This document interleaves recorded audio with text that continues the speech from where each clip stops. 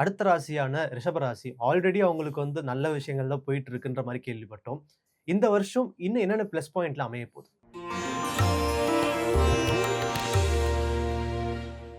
10ஆம் இடத்துக்கு சனி வருகின்ற போது பாதகமான பலன்களை ஏற்படுத்துவாங்க.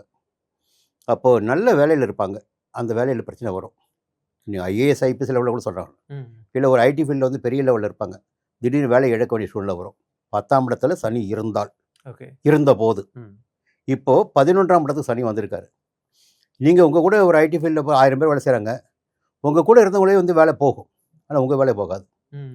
புரியுங்களா? 11ஆம் இட சனி வந்து பலமாக இப்பொழுது சஞ்சரித்து கொண்டிருக்கிறார் ரிஷபராசினருக்கு. அப்போ இதுவே ஒரு யோகமான காலம்தான். சரி, இந்த இடத்துல போகும்போது இந்த 3ஆம் இடத்துல வந்து குரு போகிறார். இப்போ 2ஆம் இடத்தில் இருந்தது என்பது ஒரு யோகமான பலன் சஞ்சார ரீதியாக. இப்போ 2ஆம் இடத்தை விட்டு 3ஆம் இடத்துக்கு போகிறார். இந்த 3ஆம் இடம் வந்து கொஞ்சம் எதிர்மறையான பலன்களை, கொஞ்சம் செல்வாக்கினில் பின்னடைவினை ஏற்படுத்தக்கூடிய பலன்களை 3ஆம் இடத்துக்கு குரு ஏற்படுத்தி கொடுப்பார். பொதுவாக துரியோதனன் படை வந்து 3ஆம் இடத்துல குரு சஞ்சரித்த போது மாண்டன்னு சொல்லுவாங்க. இப்போ துரியோதனனுடைய செல்வாக்கு போச்சு. 3இல் குரு சஞ்சரித்த போது, அப்போது இந்த 3ஆம் இட குரு சில தனிமையினை ஏற்படுத்தி கொடுப்பார், சில புதிய சிந்தனைகளை உருவாக்கி கொடுப்பார், யார் நல்லவர் யார் கெட்டவர் என்பதை புரிய வைப்பார், வாழ்க்கையை எப்படி வாழ வேண்டும் என்று தெரிந்து கொள்ள வைப்பார். இதுவெல்லாம் ஒரு பக்கம். அடுத்து பார்த்தீங்கன்னா அப்படி பார்வை ரொம்ப முக்கியம். 3ஆம் இடத்தில் குரு சஞ்சரித்தாலும் அந்த ஒரு இடத்திற்கு மட்டும்தான் எதிர்மறையான பலன்களை கொடுப்பார். இப்போ சகோதர சகோதரிகளுக்குள்ள ஒரு பகை, ஒரு வெறுப்புணர்வு வரும். புரியுங்களா? தைரியத்தில் ஒரு குறைபாடு வரலாம். இல்லை உங்கள்கிட்ட வேலை செய்கிறாங்க பாருங்கள், அவங்க உங்களுக்கு ஒத்துழைக்காமல் போகலாம். இது வந்து ஒரு இடம். அடுத்து அவர் பார்க்கின்ற இடம் 7ஆம் இடத்தை பார்க்குறார். குருடைய பார்வை 7ஆம் இடத்தை. கேட்டீங்களா முதல்ல கேள்வி? 7ஆம் இடத்தை குரு பார்க்கின்ற போது திருமண யோகம் கூடி வரும்.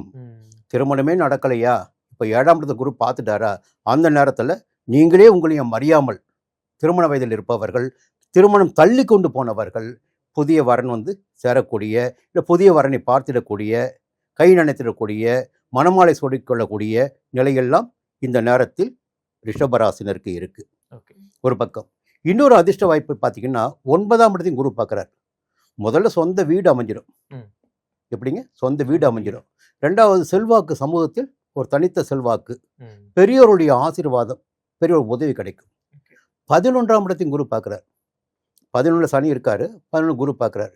இப்போது நிறைய இந்த சமூகத்தில் பார்த்தீங்கன்னா வாழ்க்கை துணையை நிறைய பேர் எழுந்துட்டு வராங்க, இல்லை பிரிஞ்சுக்கிட்டு வராங்க, டைவர்ஸ் நிறைய போயிட்டுருக்கு இல்லைங்களா? நார்மல் ஆகி போச்சு. 11ஆம் இடத்தை குரு பார்க்கின்ற போது வாழ்க்கை துணையை பிரிந்தவர்களுக்கும் வாழ்க்கை துணையை இழந்தவர்களுக்கும் மறுமணத்திற்குரிய வாய்ப்புகள் உருவாகும்.